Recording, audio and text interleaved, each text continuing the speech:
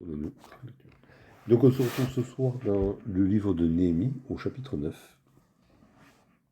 Et on va lire tout le chapitre parce que c'est pratiquement impossible à découper.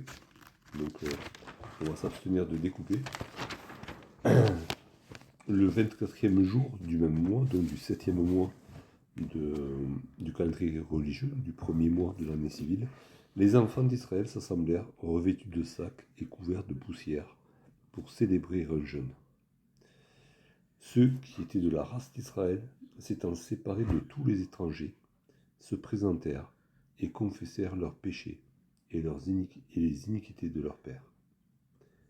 Lorsqu'ils furent placés, on lut dans le livre de la loi de l'Éternel leur Dieu pendant un quart de la journée. Et pendant un autre quart, ils confessèrent leurs péchés et adorèrent l'Éternel leur Dieu. Josué, Bani, Kadmiel, Sheshebania, Buni, Shérébia, Bani et Kenani montèrent sur l'estrade des Lévites et crièrent à haute voix vers l'Éternel leur Dieu. Et les Lévites Josué, Kadmiel, Bani, Hashabnia, Shérébia, Odija, Shebania et Petachja dirent: Levez-vous, bénissez l'Éternel votre Dieu d'éternité en éternité. Que l'on bénisse ton nom glorieux, qui est au-dessus de toute bénédiction et de toute louange. C'est toi, Éternel, toi seul, qui as fait les cieux des cieux et toute leur armée, la terre et tout ce qui est sur elle, les mers et tout ce qu'elles renferment. Tu donnes la vie à toutes ces choses, et l'armée des cieux t'adore. C'est toi, Éternel Dieu, qui as choisi Abraham, qui l'a fait sortir d'Ur en Chaldée, et qui lui a donné le nom d'Abraham. Tu trouvas son cœur fidèle devant toi, tu fis alliance avec lui, et tu promis de donner à sa postérité le pays des Cananéens, des Hétiens, des Amoréens, des Phéréziens, des Jébusiens et des Kirgasiens. Et tu as tenu ta parole, car tu es juste. Tu vis l'affliction de nos pères en Égypte, et tu entendis leurs cris vers la mer Rouge. Tu opéras des miracles et des prodiges contre Pharaon, contre tous ses serviteurs et contre tout le peuple de son pays, parce que tu savais avec quelle méchanceté ils avaient traité nos pères, et tu fis paraître ta gloire, comme elle paraît aujourd'hui. Tu fendis la mer devant eux, et ils passèrent à sec au milieu de la mer. Mais tu précipitas dans l'abîme, comme une pierre au fond des eaux, ceux qui marchaient à leur poursuite. Tu les guidas le jour par une colonne de nuée, et la nuit par une colonne de feu qui les éclairait dans le chemin qu'ils avaient à suivre. Tu descendis sur la montagne de Sinaï, tu leur parlas du haut des cieux, et tu leur donnas des ordonnances justes, des lois de vérité, des préceptes et des commandements excellents.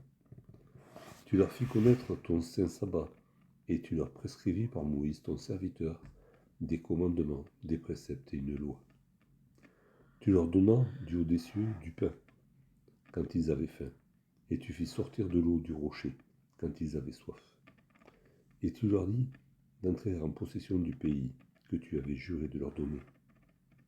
Mais nos pères se livrèrent à l'orgueil et raidirent leur cou. Ils n'écoutèrent point tes commandements, ils refusèrent d'obéir, et ils mirent en oubli les merveilles que tu avais faites en leur faveur. Ils raidirent leur cou, et dans leur rébellion, ils se donnèrent un chef pour retourner à leur servitude. Mais toi, tu es un Dieu prêt à pardonner, compatissant et miséricordieux, lent à la colère et riche en bonté, et tu ne les abandonnas pas, même quand ils se firent un veau en métal fondu et dirent: Voici ton Dieu qui t'a fait sortir d'Égypte, et qu'ils se livrèrent envers toi à de grands outrages. Dans ton immense miséricorde, tu ne les abandonnas pas au désert, et la colonne de nuée ne cessa pas de les guider le jour dans leur chemin, ni la colonne de feu de les éclairer la nuit dans le chemin qu'ils avaient à suivre. Tu leur donnas ton bon esprit pour les rendre sages. Tu ne refusas point ta manne à leur bouche, et tu leur fournis de l'eau pour leur soif. Pendant 40 ans, tu pourvus à leur entretien dans le désert, et ils ne manquèrent de rien. Leurs vêtements ne s'usèrent point, et leurs pieds ne s'enflèrent point. Tu leur livras des royaumes et des peuples, dont tu partageas entre eux les contrées. Et ils possédèrent le pays de Sion, roi de Hesbon, et le pays de Og, roi de Basan. Tu multiplias leurs fils comme les étoiles des cieux, et tu les fis entrer dans le pays dont tu avais dit à leur père qu'ils prendraient possession. Et leurs fils entrèrent et prirent possession du pays. Tu humilias devant eux les habitants du pays des Cananéens, et tu les livras entre leurs mains avec leurs rois et les peuples du pays, pour qu'ils les traitent à leur gré. Ils devinrent maîtres de villes fortifiées et de terres fertiles. Ils possédèrent des maisons remplies de toutes sortes de biens, des citernes creusées, des vignes, des oliviers et des arbres fruitiers en abondance. Ils mangèrent, ils se rassasièrent, ils s'engraissèrent, et ils vécurent dans les délices par ta bonté. Néanmoins, ils se soulevèrent et se révoltèrent contre toi. Ils jetèrent ta loi derrière leur dos. Ils tuèrent tes prophètes, qui les conjuraient de revenir à toi, et ils se livrèrent envers toi de grands outrages. Alors tu les abandonnas entre les mains de leurs ennemis, qui les opprimèrent. Mais au temps de leur détresse, ils crièrent à toi, et toi tu les entendis du haut des cieux, et dans ta grande miséricorde, tu leur donnas des libérateurs qui les sauvèrent de la main de leurs ennemis. Quand ils eurent du repos, ils recommencèrent à faire le mal devant toi. Alors tu les abandonnas entre les mains de leurs ennemis, qui les dominèrent. Mais de nouveau, ils crièrent à toi, et toi, tu les entendis du haut des cieux, et dans ta grande miséricorde, tu les délivras maintes fois. Tu les conjuras de revenir à ta loi, et ils persévérèrent dans l'orgueil. Ils n'écoutèrent point tes commandements. Ils péchèrent contre tes ordonnances, qui font vivre celui qui les met en pratique. Ils eurent une épaule rebelle, et raidirent leurs coups, et ils n'obéirent point. Tu les supportas de nombreuses années. Tu leur donnas des avertissements par ton esprit, par tes prophètes, et ils ne prêtèrent point l'oreille. Alors tu les livras entre les mains des peuples étrangers. Mais dans ta grande miséricorde, tu ne les exterminas pas, et tu ne les abandonnas pas, car tu es un Dieu compatissant et miséricordieux. Et maintenant, ô notre Dieu, Dieu grand, puissant et redoutable, toi qui gardes ton alliance et qui exerces la miséricorde, ne regarde pas comme peu de choses toutes les souffrances que nous avons éprouvées, nous, nos rois, nos chefs, nos sacrificateurs, nos prophètes, nos pères et tout ton peuple, depuis le temps des rois d'Assyrie jusqu'à ce jour. Tu as été juste dans tout ce qui nous est arrivé, car tu t'es montré fidèle, et nous avons fait le mal. Nos rois, nos chefs, nos sacrificateurs et nos pères n'ont point observé ta loi, et ils n'ont été attentifs ni à tes commandements, ni aux avertissements que tu leur adressais. Pendant qu'ils étaient les maîtres, au milieu des bienfaits nombreux que tu leur accordais, dans le pays vaste et fertile que tu leur avais livré, ils ne t'ont point servi, et ils ne se sont point détournés de leurs œuvres mauvaises. Et aujourd'hui, nous voici esclaves. Nous voici esclaves sur la terre que tu as donnée à nos pères, pour qu'ils jouissent de ses fruits et de ses biens. Elle multiplie ses produits pour les rois auxquels tu nous as assujettis à cause de nos péchés.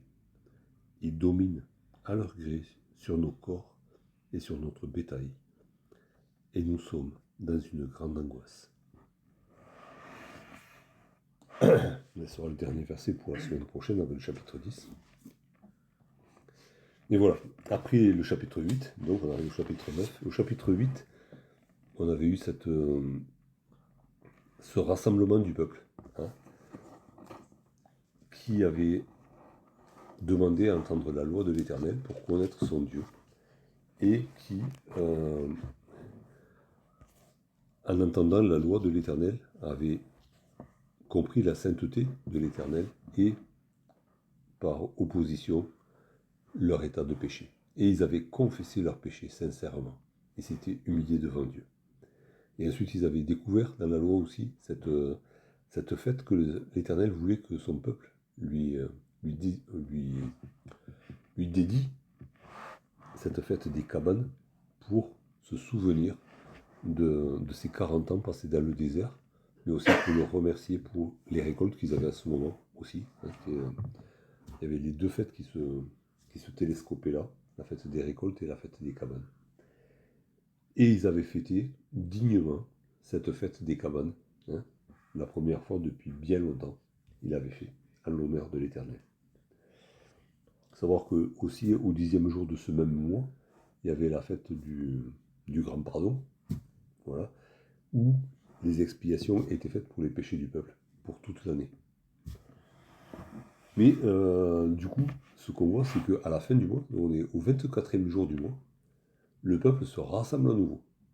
Alors il y a eu cette confession des péchés au début du mois, il y a eu certainement la fête qui a été célébrée dans le temple pour le pardon, hein, et donc le souverain sacrificateur qui est entré dans le lieu très saint pour offrir le sang expiatoire devant l'Éternel.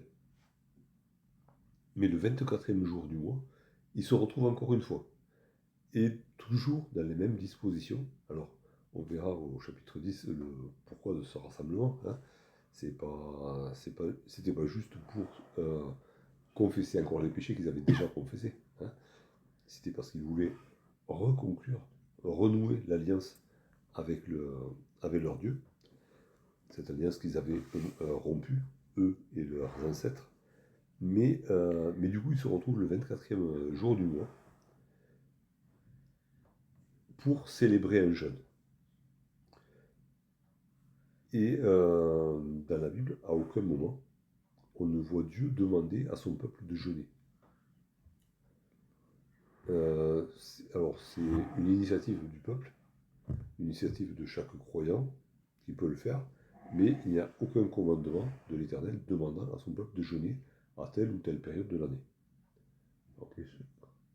Et il y avait, pour Pâques, il y avait le pain sans levain, les herbes amères, ce qu'on veut, mais c'était pas un jeûne, il y avait l'agneau qui était là.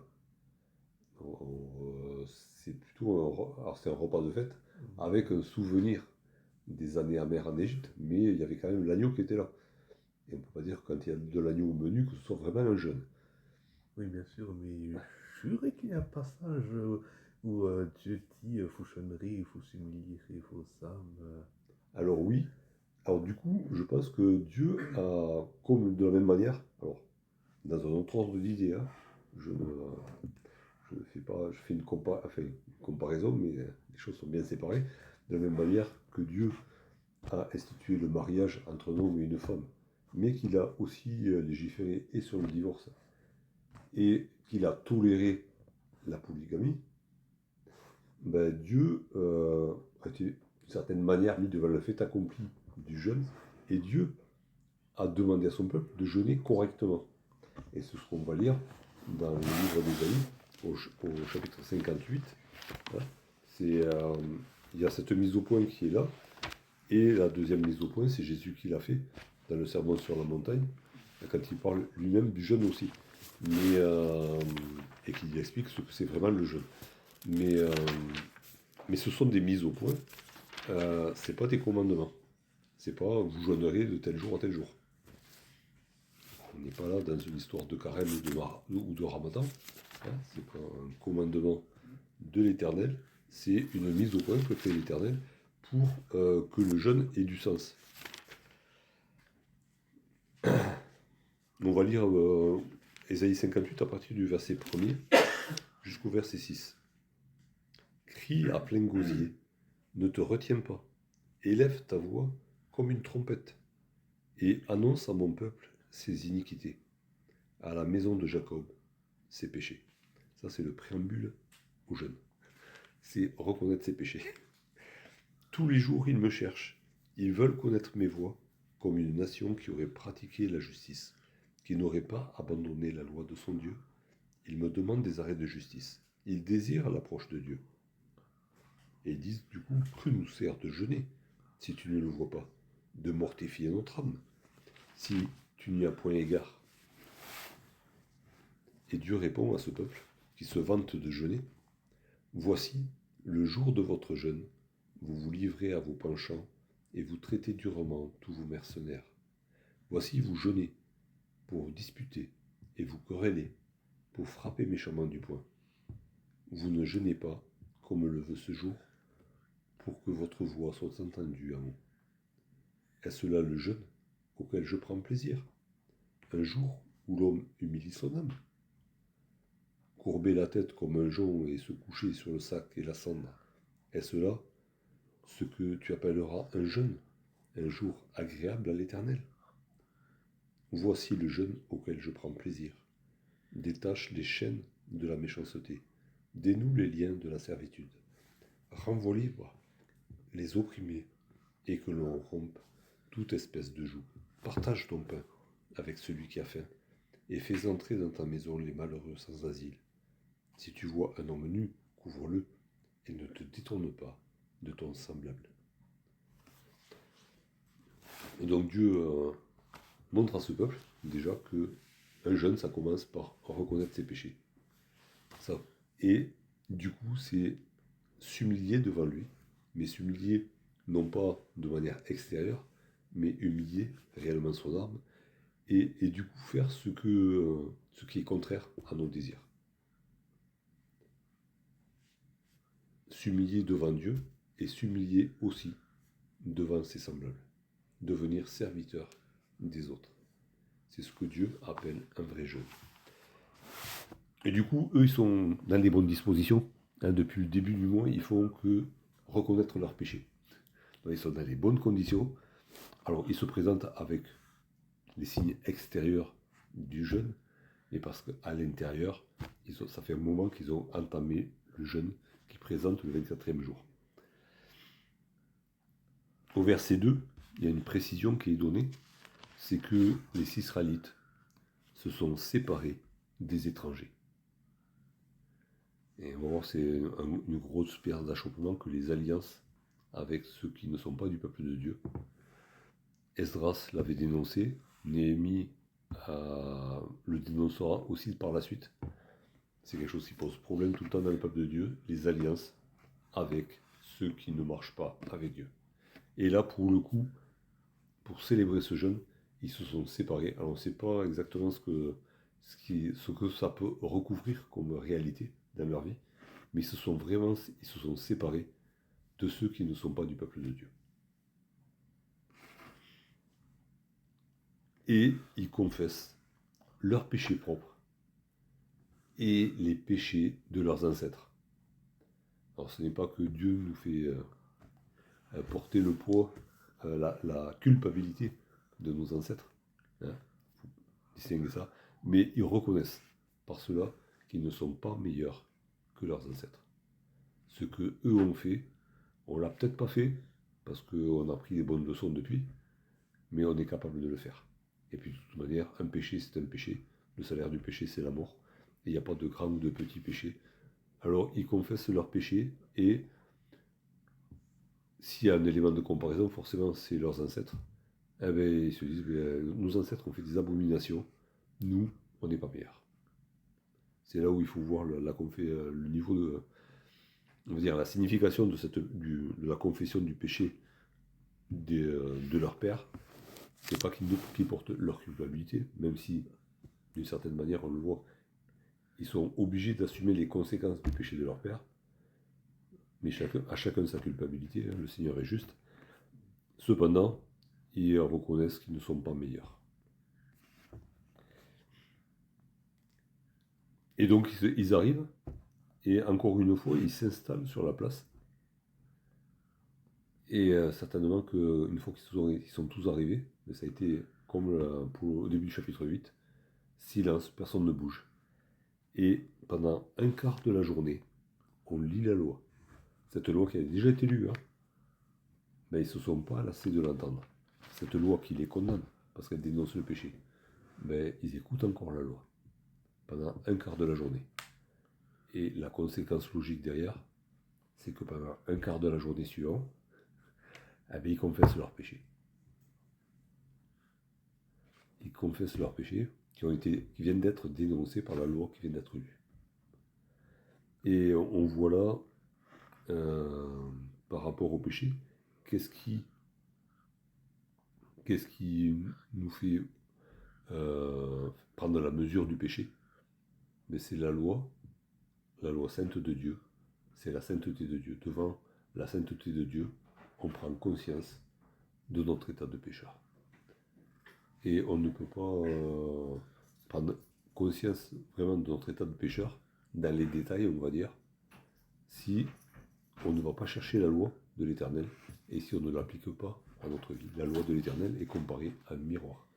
Et si on ne se regarde pas dans le miroir, ben on ne saura pas comment on ressemble.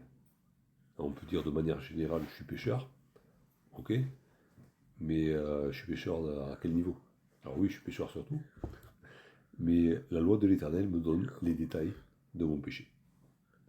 Et il me montre même les péchés que j'ignorais. Donc, ne nous lassons pas de revenir à la loi de l'Éternel pour que l'Éternel puisse nous montrer notre péché et qu'on puisse à notre tour recevoir le pardon aussi.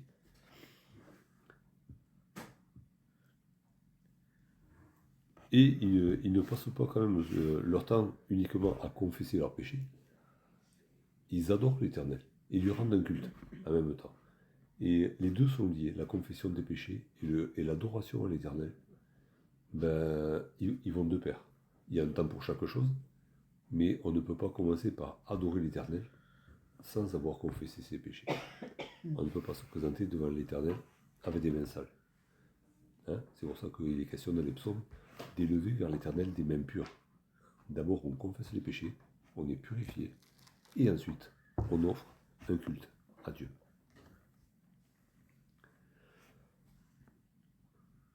Et à ce moment-là, ils sont conduits par une troupe de Lévites qui sont là. C'est bien parce que les Lévites trouvent leur place, enfin leur place. Souvent, dans toute l'histoire d'Israël, les Lévites ils sont un petit peu effacés. On ne les voit plus. On sait seulement s'ils font le boulot pour lequel ils ont été embauchés en fait. On entend les prophètes qui parlent au peuple. Il y a les sacrificateurs qui offrent le souverain sacrificateur qui est là pour offrir le sacrifice. Et les Lévites, il ne sait pas trop ce qu'il faut. Mais là, pour le coup, il n'y a pas de souverain sacrificateur qui prend la conduite de la réunion. Ce sont les Lévites qui sont là, qui font la lecture et qui conduisent le peuple dans la confession des péchés et dans l'adoration.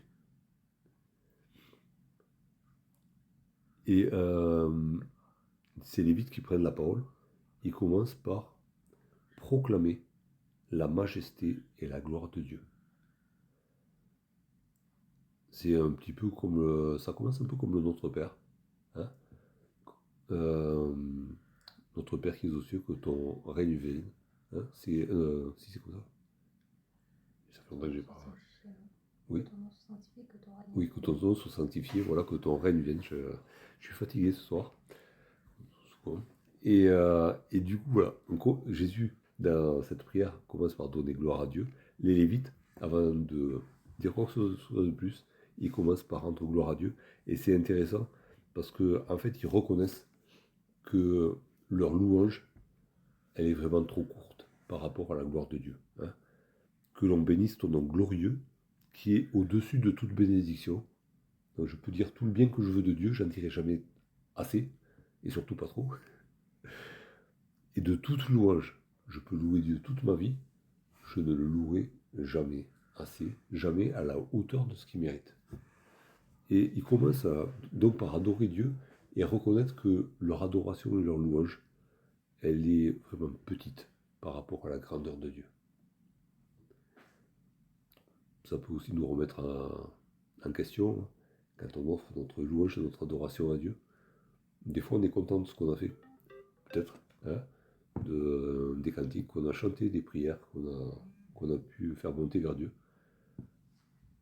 Eux, ils étaient nettement plus humbles. Hein.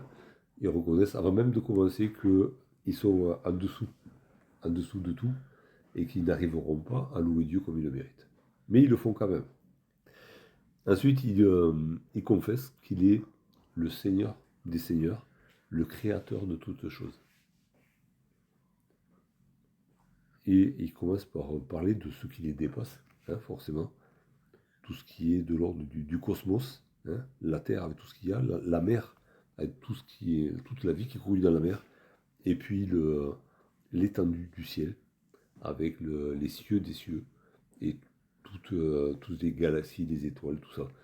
Il commence par ce que Dieu a créé de plus grand. Et ils reconnaissent que c'est lui le créateur.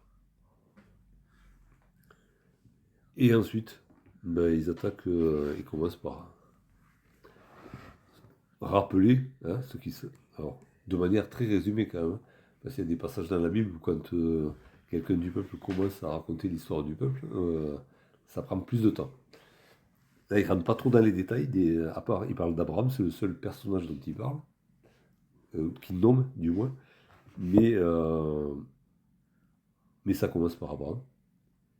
Et ensuite, il raconte cette histoire de Dieu avec ce peuple qu'il a choisi, un peuple qui ne cesse de se rebeller contre Dieu, et Dieu qui, de son côté, ne cesse de faire miséricorde. À plusieurs reprises, il est question de la grande miséricorde de Dieu, et il est question de sa fidélité. Et il y a cette opposition, et c'est pas anodin. Pourquoi est-ce que ces Lévites parlent de ça? Encore une fois, qu'est-ce qui fait, on a vu que ce qui fait ressortir notre péché, c'est la sainteté de Dieu, la sainteté de sa loi. Et qu'est-ce qui fait d'autant plus ressortir notre péché? C'est la bonté de Dieu, sa miséricorde, sa fidélité, son pardon, qu'on n'arrive pas à épuiser. Malgré la multiplication de nos péchés, sa miséricorde et son pardon sont plus qu'à la hauteur. Là où le péché abondait, la grâce de Dieu a surabondé. Et dans leur prise de conscience du péché, c'est la miséricorde de Dieu qui les aide à prendre conscience de ce péché, justement. La miséricorde de Dieu est un révélateur du péché du peuple. Si le peuple n'avait pas péché, la miséricorde n'aurait pas pu s'exercer. Si notre péché n'avait pas surabondé, la grâce de Dieu n'aurait pas eu besoin de surabonder. Et justement, et par rapport à nous aussi, qu'est-ce qui doit nous faire prendre conscience de notre péché? C'est la manifestation de l'amour de Dieu en Jésus-Christ. Quand on récite Jean 3,16, voilà, on a tellement banalisé. Mais Dieu a tant aimé le monde. Ça, c'est la mesure de l'amour de Dieu. Et cette mesure-là, elle a débordé parce que notre péché a surabondé. Et Dieu a été obligé de donner ce qu'il avait de plus précieux. Il a manifesté le plus grand des amours parce que notre péché a surabondé. Et dans cette prière qu'ils font là, alors forcément, ils n'ont pas connaissance du Messie qui allait arriver, ils n'ont pas connaissance de ce qu'allait faire Jésus. Mais si on était à leur place, pour faire court, on pourrait dire, je confesse que c'est moi qui ai cloué Jésus à la croix. Pour faire court. L'amour que Dieu a manifesté en Jésus-Christ à la croix, il l'a fait à cause de mon péché. Et c'est moi qui ai conduit Jésus à la croix et qui l'ai cloué à la croix. C'est ce qu'ils sont en train de confesser là. Notre peuple n'a cessé de se révolter jusqu'à ce que la miséricorde de Dieu couvre tous ces péchés-là et nous ramène de là où nous avions été exilés.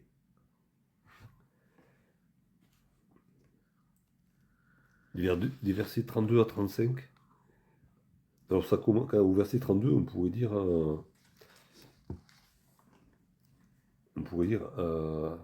quand ils disent voilà, toi qui gardes ton alliance, qui exerce la miséricorde, ne regarde pas comme peu de choses toutes les souffrances que nous avons éprouvées, nous, nos rois, nos chefs, nos sacrificateurs, nos prophètes, nos pères et tout ton peuple. C'est pas une éloge de la souffrance. Hein. Ce n'est pas que les Lévites là sont en train de dire à Dieu, tu vois, on a beaucoup souffert et du coup on mérite ton pardon. Rien à voir. Parce qu'il y a la suite, il y a les versets qui suivent, et dans les versets qui suivent, il confesse la justice de Dieu. Tu as été juste dans le châtiment que tu nous as appliqué. Tu as tout ce que tu es, c'est un petit peu ce que dit David au psaume 51, en sorte que tu seras juste dans ta sentence. J'ai péché. Et j'ai péché, je le confesse, et le châtiment sera juste, quel qu'il soit. Et pourtant, ils ont souffert, ils ont été en partie exterminés, ils ont été exilés, ils ont été esclaves, et ils ne sont pas excessivement nombreux à être revenus de l'exil, ils confessent ton châtiment est juste, même si les souffrances qu'il a engendrées sont énormes. Ton châtiment est juste. Donc il n'y a pas de rébellion contre la justice de Dieu. Il y a une acceptation complète de la justice de Dieu. Versets 36 et 37, ben oui, les conséquences du péché sont là. Et ils doivent les assumer. Et ils en sont, on va dire, je pense que c'est le mot qui est juste là, ils sont contristés de cet état des choses. Parce qu'en fait, la bénédiction de Dieu ne s'est pas éloignée du pays. Le pays continue à produire les récoltes que Dieu avait promis. Promis ou promise? Promise, hein. J'ai des accords avec l'auxiliaire avoir. Et mais ces fruits-là, les récoltes du pays, ne leur appartiennent plus. Elles appartiennent aux rois qui dominent sur eux. Eux, ils sont nourris, tout juste. Et on avait vu dans les chapitres précédents qu'il y avait des famines, il y avait des pauvres, qui avaient du mal à joindre les deux bouts.